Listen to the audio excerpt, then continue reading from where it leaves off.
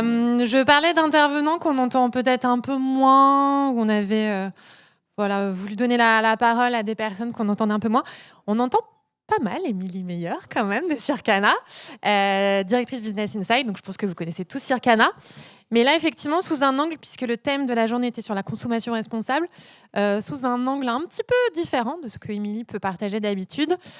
Consommation responsable subie ou choisie en cette période d'inflation. C'est ce qu'Émilie va nous raconter, du coup, avec passion, comme toujours. Voilà, merci Émilie d'être avec nous.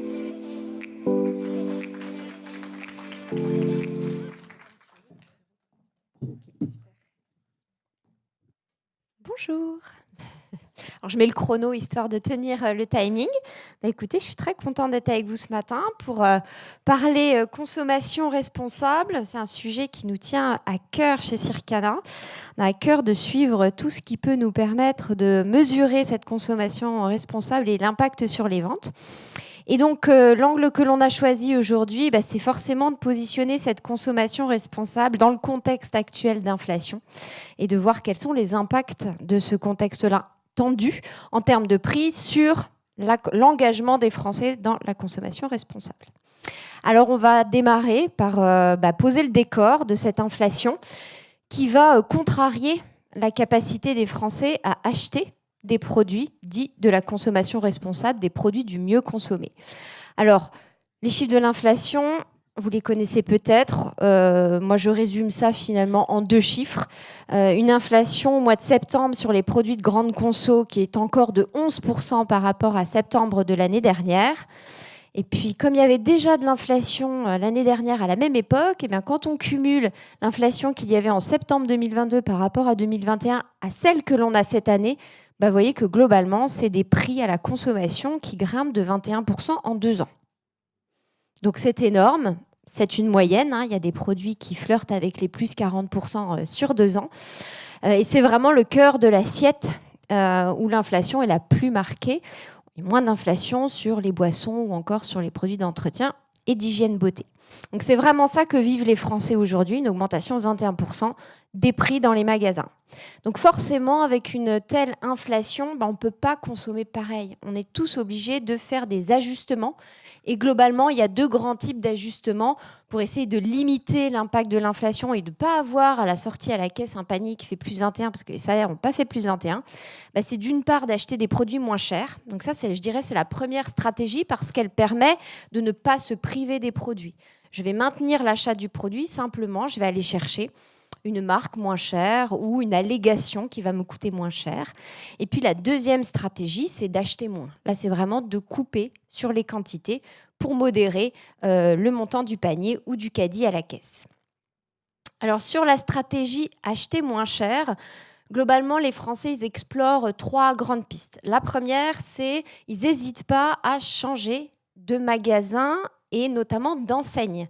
Ils se tournent assez massivement vers les enseignes d'indépendants, les indépendants qui sont, nous on suit les prix des enseignes chez Circana, les 3 indépendants sont en dessous de l'indice 100, 600 c'est la moyenne des prix de produits de grande conso, les 3 indépendants sont en dessous, toutes les enseignes d'intégrés sont au-dessus, et donc les Français s'en rendent bien compte et globalement visitent davantage les enseignes d'indépendants et notamment l'enseigne Leclerc. La deuxième façon d'acheter moins cher, c'est de changer de marque. Et on voit sur la première partie de l'année la croissance des marques de distributeurs. Au global des produits de grande conso, les MDD gagnent 2,2 points de part de marché. Et donc, par corollaire, les marques nationales en perdent 2,2 points. Ça faisait longtemps qu'on n'avait pas vu une telle progression des marques de distributeurs. Alors, un petit mot sur ces marques de distributeurs, combien elles pèsent dans nos achats. Globalement, au global de tous les circuits de grande distribution, incluant les enseignes de discount dans lesquelles la MDD est dominante, c'est à peu près 36% de nos dépenses qui sont faites sur la marque de distributeur. Et vous voyez, c'est une progression, on vient de le voir, d'un peu plus de 2 points. Et dans la marque de distributeur, il y a différentes gammes. Il y a les gammes qu'on appelle thématiques, donc c'est les MDD un peu plus premium. On va trouver les MDD bio, les MDD gourmets, les MDD terroir, région, etc. Alors celles-ci, ces thématiques, elles ne se portent pas bien du tout parce qu'elles sont surindicées en prix. Parfois, les MDD de terroir se retrouvent plus chères que la marque nationale, donc elles sont défavorisées. En revanche, vous voyez que les premiers prix et le gros des marques de distributeurs, qui sont les MDD classiques, gagnent des positions. Donc les premiers prix, c'est un petit pan de la consommation, mais c'est le seul type de marque qui est vraiment, vraiment dynamique en volume. Donc c'est petit, mais c'est extrêmement dynamique, et ça, c'est un signe des temps, parce que les premiers prix, globalement, si on regarde 10 ans en arrière, ça n'intéressait ni les consommateurs, ni les distributeurs, et c'est vraiment sous le joug de la contrainte de l'inflation qu'on a des consommateurs qui sont probablement passés de la marque de distributeur au premier prix, parce que le premier prix, c'est ce qu'il y a de moins cher. C'est-à-dire le premier prix chez Leclerc, il est moins cher que la MDD de Lidl. Après, une fois qu'on est sur le premier prix, on ne peut plus descendre en gamme. Alors, l'achat de premier prix, il est contraint. C'est-à-dire que quand on demande aux gens de mettre des notes aux différentes marques nationales, MDD, premier prix, vous voyez que la note obtenue par les premiers prix, elle est vraiment pas bonne. Donc, c'est vraiment la contrainte qui fait ça. Et on s'en est rendu compte parce que les premiers prix, dès l'instant où l'inflation a fait son retour au printemps 2022, les premiers prix ont repris de la dynamique de vente. C'est-à-dire que les gens les plus contraints, tout de suite, ils sont descendus sur le premier prix. On se dit que, étant donné l'appréciation qui n'est pas bonne, quand il y aura un peu de relâche sur les prix, normalement, ces premiers prix devraient décélérer. En revanche, vous voyez que les MDD, elles obtiennent une note qui est quasiment équivalente aux marques nationales. Alors cette note, elle est composée de plein d'items. Ce qui fait la force de la MDD, c'est son positionnement prix. Les MDD sont en moyenne 35% moins chers que les marques nationales. Mais surtout les items de qualité, de composition, de capacité d'innovation, les MDD, chaque année qui passe, en fait, elles sont de mieux en mieux notées par les consommateurs. Donc, on se dit que dans un monde où les prix vont rester quand même assez élevés, étant donné qu'elles sont plutôt bien notées par les consommateurs, ces marques de distributeurs, et qu'on a des distributeurs qui affichent très clairement la volonté de pousser leur marque propre, il est assez probable que les MDD dites classiques, elles, continuent de progresser. Troisième arme, et c'est là qu'on arrive sur notre sujet de la consommation responsable, c'est de changer de produit.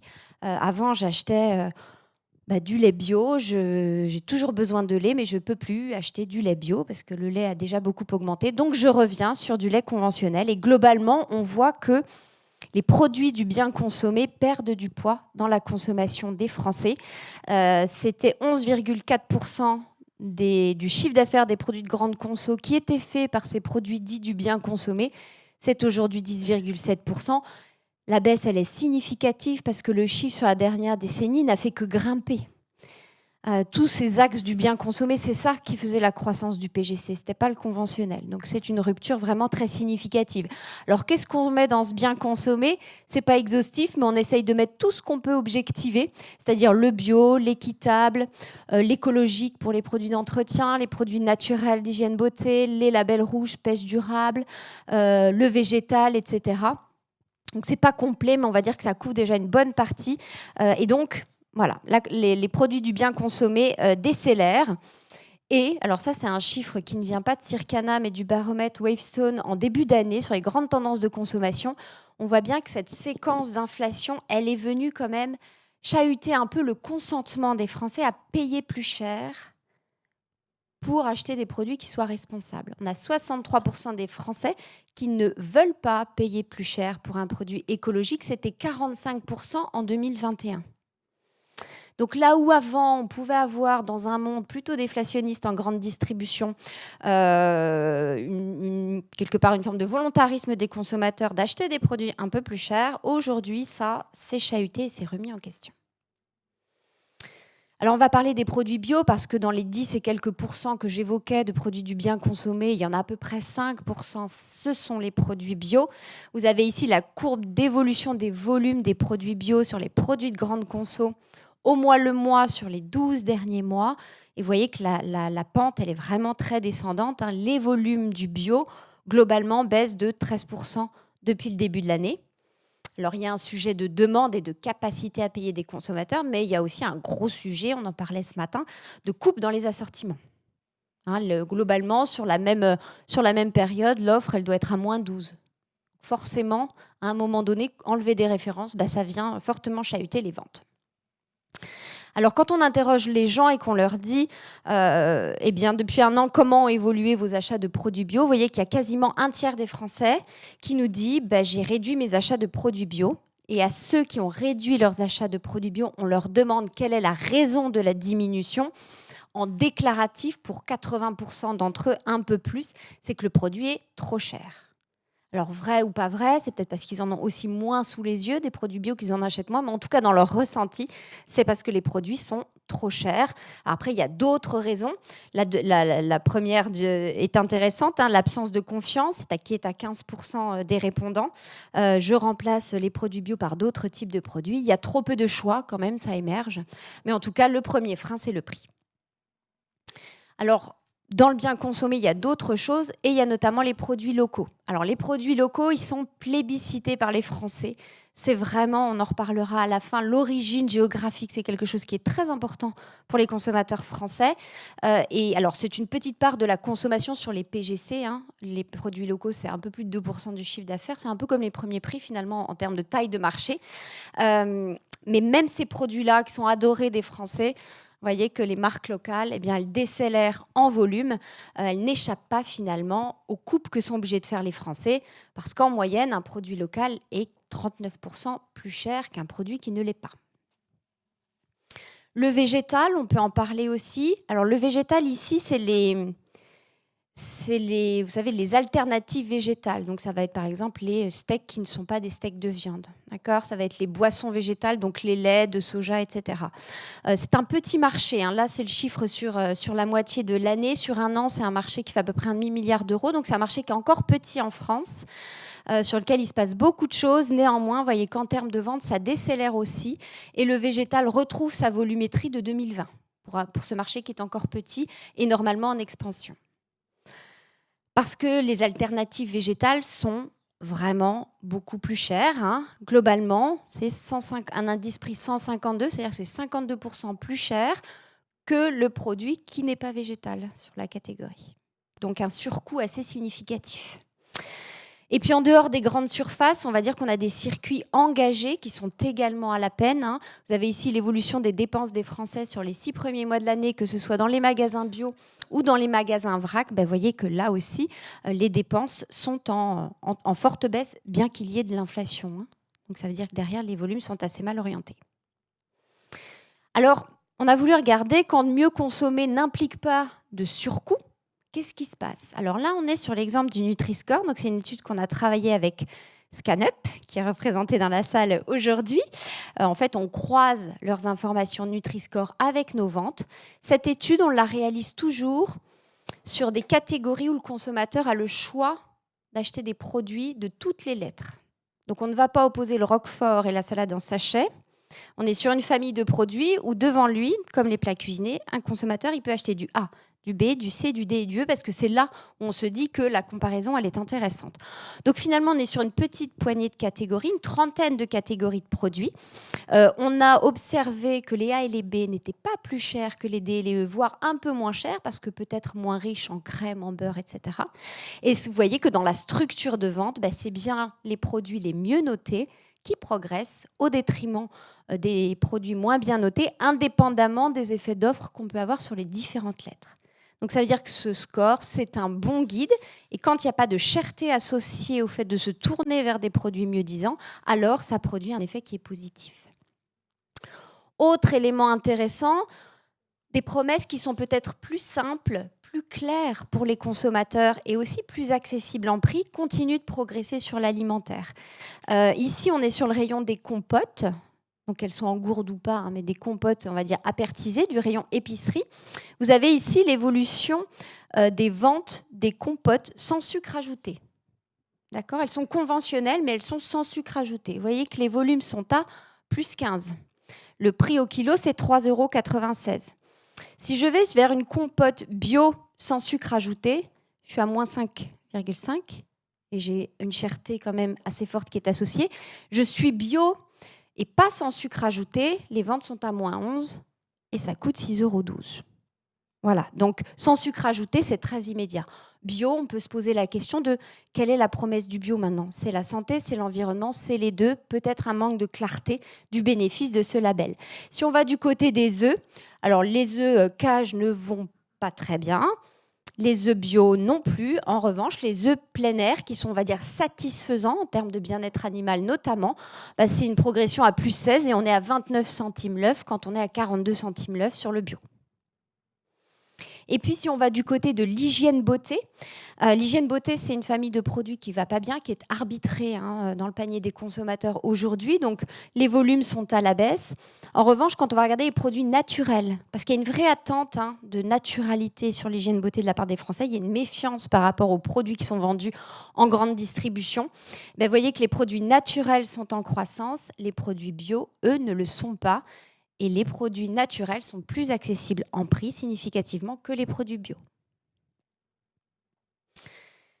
Donc, bien consommer, voilà, au global, ces promesses-là ne vont pas bien, mais à certains endroits, ça va bien, parce que même si l'inflation fait que les Français sont sous contrainte, leur envie, quelque part, de bien consommer, elle est toujours là.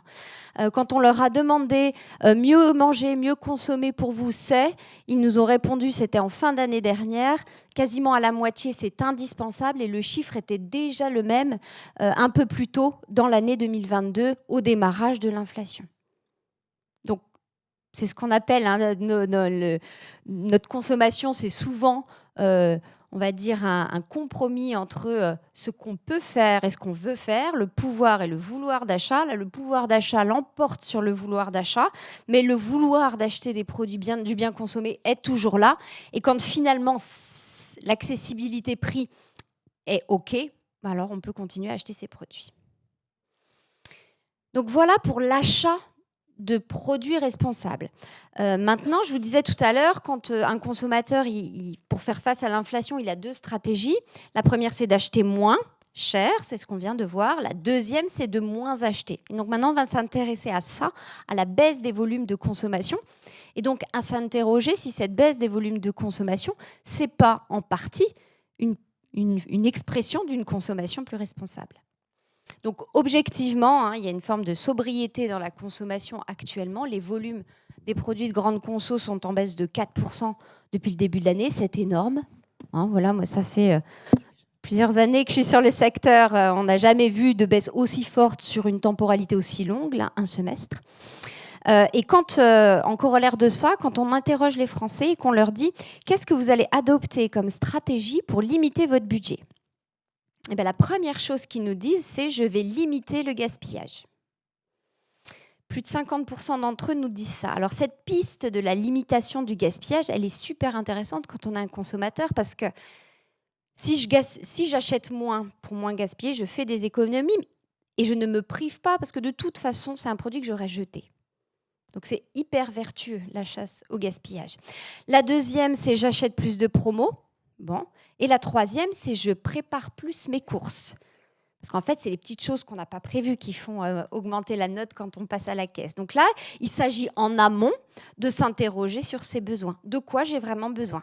Et je fais ma liste de courses. Donc là, on a à la fois une stratégie d'optimisation de la consommation et à la fois une stratégie de mise en perspective des vrais besoins. De quoi j'ai vraiment besoin cette semaine pour manger? Alors une autre information qui corrobore un peu cette centralité du gaspillage, c'est une étude de l'Obsoco. La question posée était, diriez-vous que les actions individuelles suivantes peuvent contribuer à changer les choses de façon positive? Donc les répondants avaient toute une liste là. La première, c'est éviter le gaspillage. Oui, plutôt d'accord, tout à fait d'accord. 89% des Français sont d'accord pour dire que éviter le gaspillage, ça permet de changer les choses de manière positive. Et encore une fois, c'est intéressant parce que ça n'est pas sacrificiel de diminuer sa consommation, ses achats pour éviter le gaspillage. Je suis passée un peu vite sur le chiffre tout à l'heure, mais l'ADEME nous dit qu'on jette tous 29 kilos de nourriture par an. Voilà, si on réduit un peu ça, forcément, ça va avoir un impact intéressant sur la planète et sur notre porte-monnaie. Alors, si on veut aussi étendre un peu ça au fait de moins acheter de neuf, quand on regarde des enseignes comme Vinted, Le Bon Coin sur lequel on peut désormais payer en carte bleue, et le déstockage alimentaire, ici c'est Too Good To Go, vous voyez que les Français dépensent significativement plus chez toutes ces enseignes-là cette année. Alors, est-ce que c'est une consommation engagée ou est-ce que c'est une manière de pouvoir continuer à consommer quand on est un peu stretch au niveau financier? Voilà, ça, il faudrait interroger les gens individuellement pour mesurer leur motivation. En tout cas, c'est des consommations qu'on peut qualifier globalement, quelle que soit la motivation à l'origine, plutôt de responsables. Donc l'heure, elle est à la sobriété. Elle est subie, cette sobriété, par certains Français, ceux qui ont le moins de moyens financiers. Elle peut être choisie pour d'autres. En tout cas, elle est gage d'économie, ce qui est intéressant dans le contexte, et d'une forme de responsabilité. Donc, je vais vous montrer 3 baisses de consommation qu'on peut interpréter, soit avec le prisme moyen financier, soit avec le prisme engagement. Les fruits et légumes. Les achats de fruits et légumes baissent. Ce sont des produits qui sont clairement identifiés par les consommateurs comme chers. Donc, quand ça tangue dans le budget, on coupe les fruits et légumes. Oui, mais ils nous disent aussi que ce sont les premiers produits qu'ils jettent. Donc, dans la baisse de consommation des fruits et des légumes, il y a probablement une part de gens qui ne peuvent plus payer des fruits et légumes, mais il y a aussi peut-être des gens qui font plus attention aux quantités qu'ils achètent pour éviter de jeter le 4e ou le 5e abricot, l'avocat qui est tout noir et la banane aussi. La viande hachée. Donc la viande hachée, les volumes baissent. La viande hachée, ça fait partie des catégories qui ont quasiment pris 40% sur 2 ans. Clairement, la viande, c'est identifié comme cher. C'est cher, l'inflation a été très forte. Mais, on l'a vu tout à l'heure, le développement du flexitarisme engage à consommer moins de viande. Donc s'engager dans cette forme de consommation peut représenter un habillage intéressant pour quelqu'un qui est contraint financièrement et qui finalement mange moins de viande. Et puis enfin, l'hygiène beauté, je vous montrais les volumes qui chutent énormément. Ce sont des produits non alimentaires, donc qui ne sont pas vitaux, on va dire, pour la plupart, et qui coûtent relativement cher. Donc on peut comprendre qu'ils soient arbitrés à la baisse en période d'inflation. Oui, mais quand on interroge les gens sur cet univers, ils nous disent « je me passe des produits moins indispensables, je vais raccourcir mes routines ». Donc on a aussi une préoccupation de quelque part d'alléger tout ce qu'on va faire sur ces gestes beauté. Donc jusqu'ici, on a vu l'inflation qui pèse sur la capacité à payer plus cher pour bien consommer, mais on a vu aussi le fait que moins consommer pouvait être une forme de consommation responsable. Le dernier chapitre de cette intervention, c'est qu'on a voulu se poser la question de est-ce que la responsabilité, c'est bon pour le business des marques ? Parce que c'est quand même ça l'idée, c'est qu'on mette des produits responsables sur le marché, mais quelque part, ça porte la croissance de l'entreprise. Donc, on a mené en fin d'année dernière une étude dont on va partager avec vous les enseignements. Je vais partager avec vous les enseignements sur le secteur de l'hygiène beauté. Et donc, on a voulu répondre à cette question-là. Est-ce que les marques qui investissent dans la durabilité sont gagnantes en termes de performance-vente ? En fait, sur ces études-là, on a beaucoup de déclaratifs de consommateurs qui disent mais les marques engagées, etc. Mais on n'avait jamais fait la liaison avec les ventes. Alors, je vais vous faire très court sur la méthodologie parce que je ne vous dis pas la complexité de cette étude. Mais globalement, on a travaillé avec nos données Circana, avec un partenaire que l'on a sur le secteur de la beauté qui est Incy Beauty, qui relève tout un tas de critères sur les produits de beauté. Donc, on travaille sur toutes les catégories beauté, sur plus de 500 marques de l'hygiène beauté. On a réussi à objectiver 17 critères, 17 attributs de durabilité, comme les différents labels bio, le fait qu'il n'y ait pas, par exemple, d'allergènes, de silicone dans les produits, etc.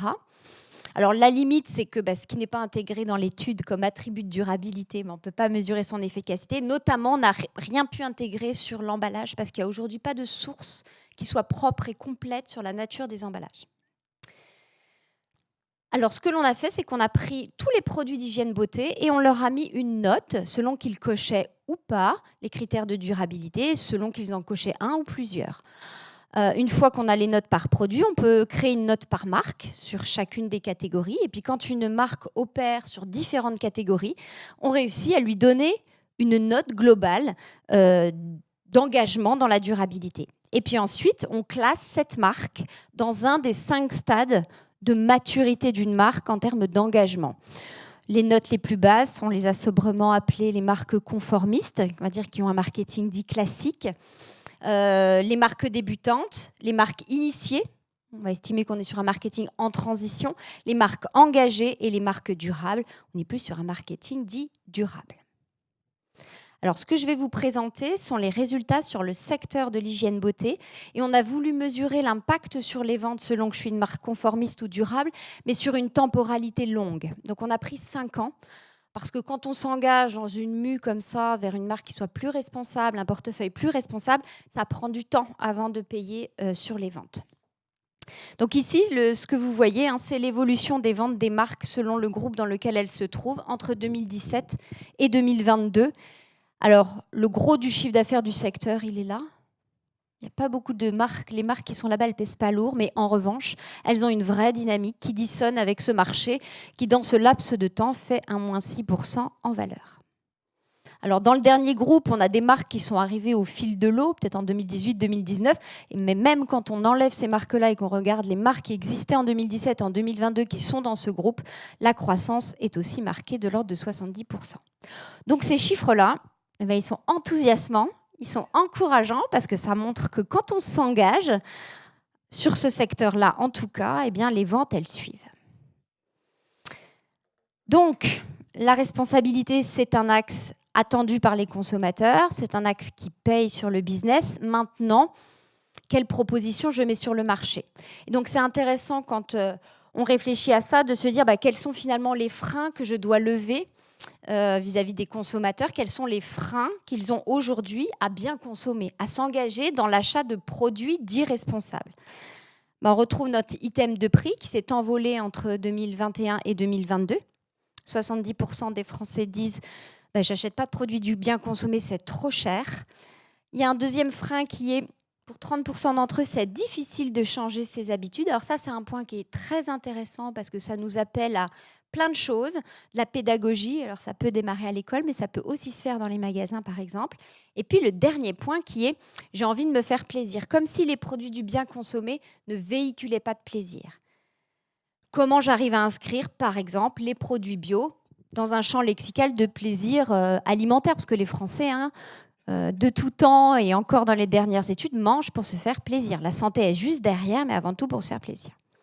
Donc c'est sûr que travailler la pédagogie pour expliquer en quoi ces différentes propositions du bien consommé sont intéressantes de manière très claire et simple, et en les inscrivant dans un champ lexical du plaisir, alors ça va permettre de lever le premier frein qui est le prix. Parce qu'en fait, le bio se casse la figure maintenant, mais il a toujours été plus cher. Donc c'est juste la justification de la valeur. Comment je montre aux gens que ça vaut le coup d'investir, par exemple, dans ce label. Donc en conclusion de cette intervention, alors clairement, il y a une tension entre le pouvoir d'achat et la consommation responsable. Qu'est-ce qu'on peut retenir? Alors, sur le court terme, on peut retenir que la préoccupation numéro 1 des Français, c'est le pouvoir d'achat. Donc ça écrase tout quelque part, ça prend le pas sur tout, que les contraintes sont fortes et qu'elles donc, ça met à mal la capacité des Français à investir dans leur alimentation. Je ne peux pas à la fois financer 21% d'inflation et en même temps acheter des produits qui sont 20 à 30% plus chers, ça n'est pas possible. Mais ce que l'on voit aussi, c'est qu'il y a une forme de sobriété des comportements sur les quantités. Et ça, c'est intéressant. Et sur le temps long, on sent qu'on a un besoin de simplification, de cadrage de la proposition responsable, en tout cas dans l'ensemble des grandes surfaces alimentaires où il y a eu beaucoup de lancements, où il y a beaucoup de labels et où le consommateur il est probablement un peu perdu. Donc il y a sûrement des parties à prendre, des clarifications à apporter, des assortiments à écrémer un peu. C'est en route, mais je pense qu'il faut clarifier cette proposition-là pour qu'elle soit pertinente. On a vu que la durabilité est conciliable avec la performance, et ça, c'est quand même super chouette. Mais qu'en revanche, dans la proposition qu'on met sur le marché, il faut s'assurer qu'elle soit accessible en prix, ou en tout cas, pour que le surprix soit bien accepté, faire la pédagogie qui va avec, ce qui peut-être a manqué au bio. Et donc, je voulais terminer par la provenance géographique, parce que j'en ai pas beaucoup parlé, mais vous dire que la provenance géographique, c'est une attente majeure des consommateurs français. On est très attaché à notre terroir et plutôt à nos terroirs, parce que la France, c'est vraiment une somme de cultures culinaires extrêmement riches et différentes. On leur a posé la question, on leur pose régulièrement la question sur quels produits vous souhaiteriez avoir plus de choix dans les magasins. Ben, vous voyez que fabriquer en France, produits locaux, ça rafle à peu près tout. C'est devant le sang, devant l'équitable, devant le bio, devant les produits végétariens. Donc cette provenance géographique nationale ou locale, c'est quelque chose qui plaît beaucoup aux consommateurs. Pourquoi ils sont tellement attachés aux produits locaux? Ben, vous voyez qu'avant tout, c'est une question de civisme. C'est intéressant, ça. C'est pas forcément pour l'environnement qu'on le fait au démarrage, mais voilà, c'est une forme de protectionnisme économique, d'engagement dans son écosystème économique local. Ensuite, le produit local est très associé, à tort ou à raison, il y a peut-être un peu de fantasme là-dedans, mais à la qualité. Et puis, la provenance, c'est quelque chose qui rassure. Ça vient du près. Et ça, c'est rassurant. Et c'est un axe, alors je sais que ça va être discuté cet après-midi dans une des tables rondes, hein. C'est un axe qui est très intéressant, le local, parce que c'est la seule promesse du bien consommé qui est quasi universelle. C'est-à-dire que ça transcende toutes les découpes qu'on peut faire de la population. Ça parle aux jeunes, aux moins jeunes, ça parle aux femmes, ça parle aux hommes, ça parle aux urbains, ça parle aux ruraux, ça parle aux CSP-, ça parle aux CSP+. Donc en termes de potentiel et de largeur de cible, c'est un axe qui aussi pour le business est très intéressant. Merci.